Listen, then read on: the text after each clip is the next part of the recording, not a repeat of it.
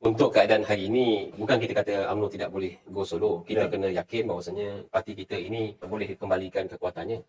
Saya suka nak lihat apabila kita tengok pada tahun kita kalah tempoh hari, 22 bulan je orang dah benci Tun Mahathir dengan sekutunya.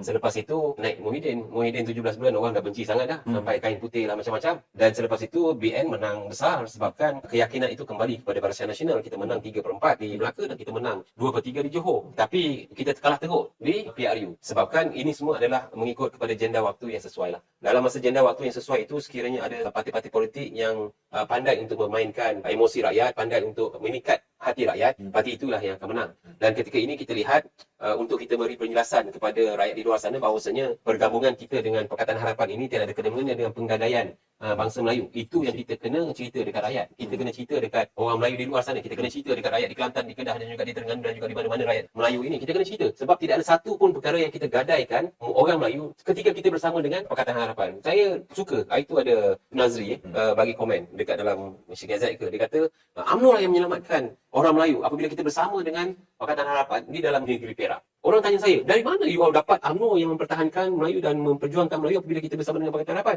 Saya cakap yes. Sebab bila UMNO masuk dengan Pakatan Harapan, kita mempunyai klausa di mana tidak ada satu pun perkara-perkara yang kita akan gadaikan terhadap orang Melayu dan juga agama Islam. Kenapa? Sebab pada ketika PAS dan juga pada ketika Perikatan Nasional bersama dengan Pakatan Harapan, mereka merektikan 999 tahun yang telah diminta oleh parti-parti mereka. Perkara itu mereka boleh gadaikan. Itu yang dimaksudkan oleh Nazri bahawasanya UMNO lah yang menjaga kedaulatan orang Melayu apabila kita bersama dengan Pakatan Harapan. Kita menjaga kepentingan orang Melayu, kita menjaga setiap perkara-perkara yang diletakkan dalam perlembagaan itu untuk memastikan bahawasanya tidak akan tergadai perkara-perkara ini kepada mana-mana parti atas dasar untuk negotiate power. Tidak ada. Ini UMNO pendirian. Jadi, untuk kita menerangkan perkara-perkara ini di luar, mengambil satu masa yang lama. So, saya harapkan agar political situation in this country boleh tenang dan insyaAllah kita akan turun ke bawah. Datuk Seri Zaid pun as a president turun ke bawah untuk menjadi penjelasan kepada semua akar umbi dan kita akan menggunakan platform-platform kita untuk memberi penerangan dasar-dasar yang telah kita lakukan walaupun kita baru setahun, apakah dasar-dasar yang kita buat untuk orang Melayu. Masa Datuk Zaid, saya bagi contoh satu lah. Kita duk cerita pasal tahfiz. Budak-budak tahfiz ni, dia belajar Quran, dia mengaji. Selepas dia khatam Quran, mana pergi dia? Jadi Datuk Seri Zaid buat melalui TVET. Semua budak-budak ni dah habis belajar dah akan dimasukkan ke dalam program TVET di mana mereka akan mempunyai pengalaman, short knowledge dalam kemahiran dan akan menjamin mereka untuk berjuang sebagai rakyat biasa di luar sana selepas habiskan tahfiz ini. Dan ada banyak lagi perkara-perkara program yang kita buat. Kita tidak pernah meninggalkan orang Melayu di Felda, kita tak pernah meninggalkan orang Melayu di Feltra, di Risda dan banyak-banyak lagi kampung-kampung Melayu yang kita terus perjuangkan untuk membuat pembangunan.